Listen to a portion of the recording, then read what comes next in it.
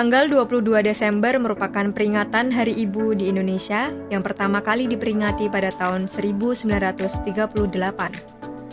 Berangkat dari kesepakatan peserta Kongres Perempuan 3 di Bandung atas momen bersejarah di mana seluruh organisasi perempuan di tanah air, khususnya wilayah Sumatera dan Jawa, untuk pertama kalinya mengadakan Kongres Perempuan di Dalem Jayadiburan, Yogyakarta pada 22 Desember 1928.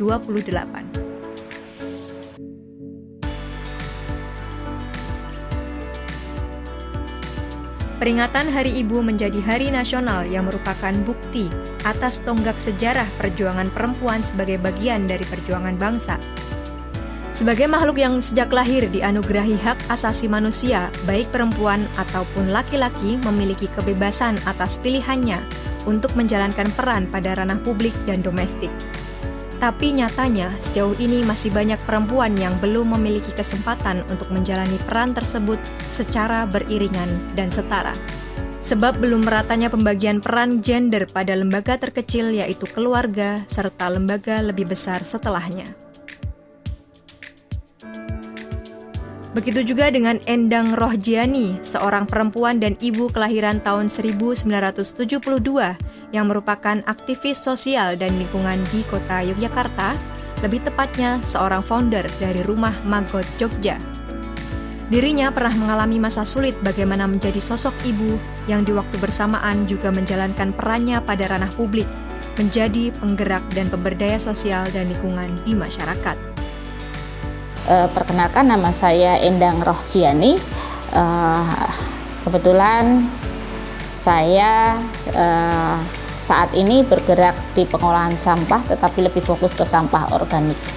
Kalau bicara soal Magot, kami sudah bergerak hampir 1,5 tahun ini. Terutama saya sendiri mulai dari eksperimen pertama itu 1,5 tahun yang lalu. Saya mencoba sendiri di rumah hampir 1,5 tahun, baru kemudian saya beranikan diri untuk mengelola secara komunal.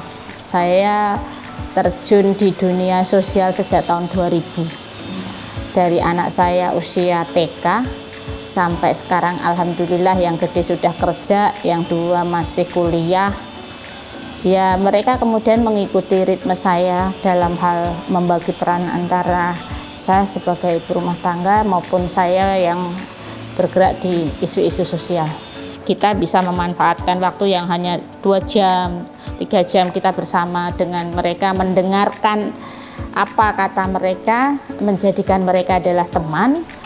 Mungkin itu akan lebih enak sehingga ketika ada masalah kita segera tahu. Pembagian peran itu dibagi adil, jadi tidak ada istilah bahwa perempuan itu kerjanya kasur dapur sumur gitu. Karena kasur dapur sumur itu juga dibagi berdua gitu, jadi tidak bisa itu dibebankan hanya ke perempuan itu. Saya pikir ketika kita sadar terhadap gender, pembagian peran, tugas dan fungsi kita sebagai perempuan dan laki-laki itu bisa dipahami satu dengan yang lain, saya pikir tidak ada masalah. Jadi tidak kemudian perempuan selalu dicap sebagai berperan di domestifikasikan ya, perempuan tidak boleh seperti itu. Jadi dia juga punya peran-peran, dia juga punya dirinya sendiri. Istilahnya perempuan itu punya hak untuk mengaktualisasikan diri. Nah, cara mengaktualisasikan diri seperti apa? Nah, kalau saya ya dengan bersosialisasi, berorganisasi, mencoba melakukan kerja-kerja sosial, itulah diri saya. Ketika itu saya dihambat, malah saya mati gitu. Nah, itu yang harus dipahami dengan pasangan kita. Kalau dulu orang mengatakan bahwa sudah perempuan nggak usah sekolah tinggi karena toh perempuan hanya akan ada di dapur. Salah.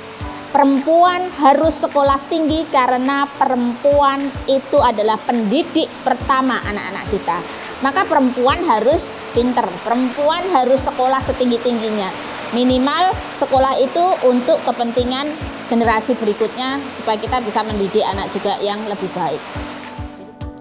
Tidak hanya Endang Rohjiani, perempuan sekaligus ibu di kota Yogyakarta yang juga turut memberdayakan perempuan di wilayahnya melalui sentra batik jumputan Sri Kandi Cokro Diningratan Jetis, yaitu Siti Masamah.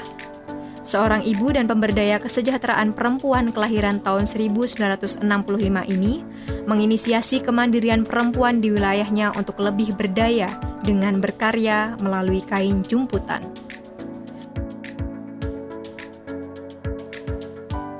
Memperkenalkan, saya Ibu Siti Masama, biasa dipanggil dengan Bu Ama.